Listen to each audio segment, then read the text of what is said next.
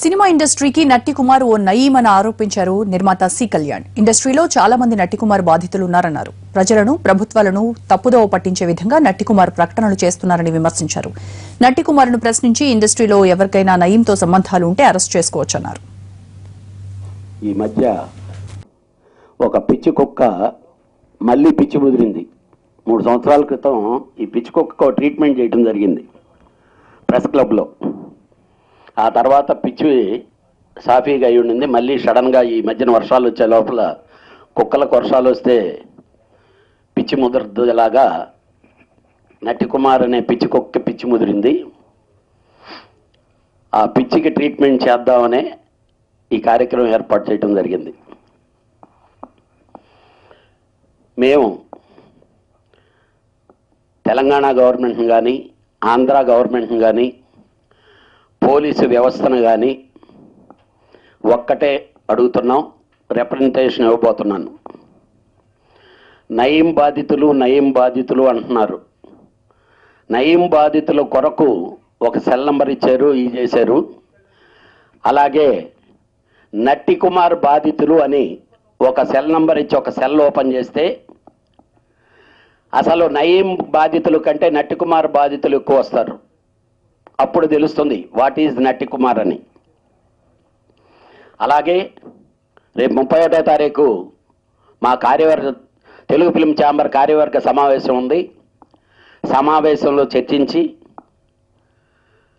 తమిళనాడు గవర్నమెంట్కి కానీ, అలాగే ఆంధ్ర గవర్నమెంట్కి కానీ, తెలంగాణ గవర్నమెంట్కి కానీ ఇవ్వబోతున్నాం. ఎందుకనంటే తమిళనాడు గవర్నమెంట్ని కూడా ఎందుకు అనుకున్నామంటే సినిమా సంబంధాలు, ఇతను అక్కడ మోసం చేసి వాళ్ళ మీద కేసులేసి బ్లాక్మెయిల్ చేసిన సంఘటనలు ఉన్నాయి. వాటన్నిటినీ యాక్టివ్ పార్ట్లోకి తెచ్చే పనిలో ఒకటే మా రిప్రజెంటేషన్ గవర్నమెంట్కి. అయ్యా, నయీం అనే ఒక వ్యక్తిని గురించి అన్ని కోణాల నుంచి దర్యాప్తు చేస్తుండేటప్పుడు ఒక పిచ్చి కుక్క తన ఇష్టం వచ్చినట్టు ప్రజల్ని, ప్రభుత్వాలని, పోలీస్ డిపార్ట్మెంట్ని తప్పుదోవ పట్టించే విధంగా ప్రకటనలు చేయటం జరిగింది. ఇట్ ఈజ్ రికార్డెడ్, మీకు అందరికీ అందుబాటులో ఉంటాయి. మేము మిమ్మల్ని రిక్వెస్ట్ చేయబోతుండేది ఒకటే, సిట్ అధికారులను కానీ, సిబిఐ అధికారులను కానీ, క్రైమ్ అధికారులను కానీ ఇమీడియట్గా నట్టి కుమార్ అనే వాడిని పిలిపించండి. వాడి దగ్గర ఏమేమి ఆధారాలు ఉన్నాయో అన్నీ తీసుకోండి.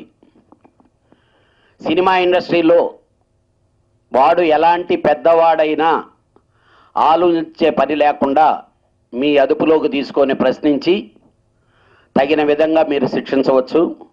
అది తెలుగు ఫిల్మ్ ఇండస్ట్రీ తరఫున as a Telugu film chamber ప్రెసిడెంట్గా నేను మీకు రిప్రజెంటేషన్ ఇవ్వబోతున్నాను గవర్నమెంట్కి. దీనికి 31వ తారీఖు మీటింగ్ ఉంది. మీటింగ్ అయిన తర్వాత ఈ రిప్రజెంటేషన్ ఇస్తాం. 3 ఇన్సిడెంట్లు చెప్తాను. నట్టి కుమార్ గారి కొడుకు అమెరికాలో ఫిల్మ్ టెక్నాలజీ చదువుకుంటామని వెళ్తుంటే నాకు నట్టి కుమార్ ఫోన్ చేసి, అన్నయ్య మా అబ్బాయి ఏదో వెళ్తున్నాడో, ఏదో ప్రాజెక్ట్ రిపోర్ట్ చేయాలట, వాళ్ళు ఏదో ఎటో వెళ్ళిపోయింది మనసు అనే సినిమా ప్రాజెక్ట్ రిపోర్ట్ చేయమన్నారట, మీ సినిమా క్లిప్పింగ్స్ అవి ఇస్తే బాగుంటుందని అంటే ఆడి నమ్మి నేను DVD ఇస్తే ఇప్పటి వరకు ఏ ఛానల్కి నేను నమ్మలేదు, ఎక్కడా లేదు. ఇస్తే దాని దేశంపై నెట్లో పెట్టాడు. మా పార్ట్నర్ ఫోన్ చేసి మన సినిమా నెట్లో ఉంది ఏంటి, ఎవరు ఇచ్చారు ఏమిటని పోలీస్ కంప్లైంట్ ఇచ్చేదానికి అక్కడికి వెళ్ళి నెట్లో ఓపెన్ చేసి చూస్తే నట్టి కుమార్ గారి కొడుకు నెట్ అది. అప్పుడు ఫోన్ చేసి, ఏరా నీ కొడుకుని ఇలా అరెస్ట్ చేసే పరిస్థితి వస్తుంది, కంప్లైంట్ రిజిస్టర్ చేయబోతున్నాం అంటే బతిమలాడి నెట్లో తీశారు. ఫస్ట్ ఇది నిజమా కాదని వాడిని అడగమనండి, నెట్లో ఆన్సర్లు చెప్తాయి.